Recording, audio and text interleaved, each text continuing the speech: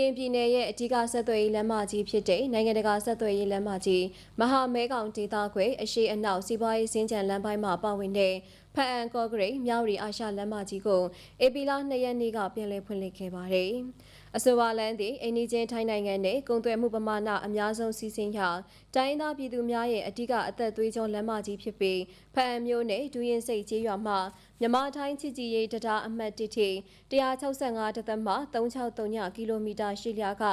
အဆိုမာလမ်းကြောင်းပေါ်မှာအကြမ်းဖက်တောင်းကျမ်းသူများရဲ့တိုက်ပွဲဖော်ဆောင်မှုလမ်းသားများတူးထုတ်ဖျက်ဆီး၍လမ်းတရားများအားမိုင်းထောင်ဖောက်ခွဲဖျက်ဆီးမှုကုန်စည်စီးဆင်းမှုနှင့်ခရီးသွားပြည်သူများအားအကြမ်းဖက်နှောက်ယှက်ဟန့်တားမှုတို့ကြောင့်အုံပြုသွားလာနိုင်ခြင်းမရှိခဲ့ပေအခုအခါတမတော်စစ်ကြောင်းများကဒေသခံပြည်သူများနှင့်ပူးပေါင်းပြီးအပြတ်အမောက်လုပ်ငန်းများလှုံ့ဆော်နေကြတဲ့အကြမ်းဖက်တောင်းကျမ်းသူများကိုထိထိရောက်ရောက်ချေမှုန်းနိုင်ခဲ့ပြီးနယ်မြေစိုးမိုးမှုပြန်လည်ရရှိခဲ့တဲ့အတွက်ပျက်စီးသွားတဲ့လမ်းတရားများအားပြည်ထောင်စုပြည်내ရန်ပုံငွေများဖြင့်ပြန်လည်ပြုပြင်ပေးစီပြီးဧပြီလ2ရက်နေ့ကဖွင့်လှစ်ခဲ့တာဖြစ်ပါတယ်။ဧပြီလ2ရက်နေ့ဖအံကော့ဂရိတ်မြောက်ရီအာရှလမ်းမကြီးဖွင့်လှစ်ခဲ့ပြီးဧပြီလ2ရက်နေ့ညနေ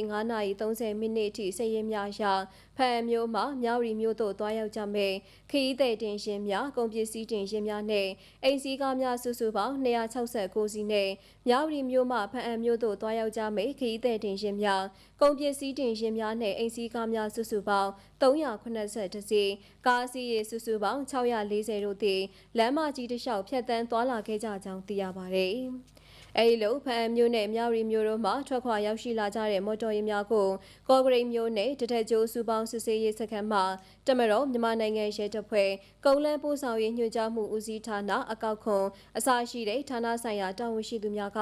လိုအပ်တဲ့စစ်ဆေးမှုများဆောင်ရွက်ပြီးအများပြည်သူစိတ်အေးချမ်းသာစွာသွာလာနိုင်ရေးနဲ့ကုန်စည်စီးဆင်းမှုမြန်ဆန်လွယ်ကူစေရေးတို့အတွက်ကူညီဆောင်ရွက်ပေးခဲ့ကြောင်းသိရှိရပါတယ်ရှင်။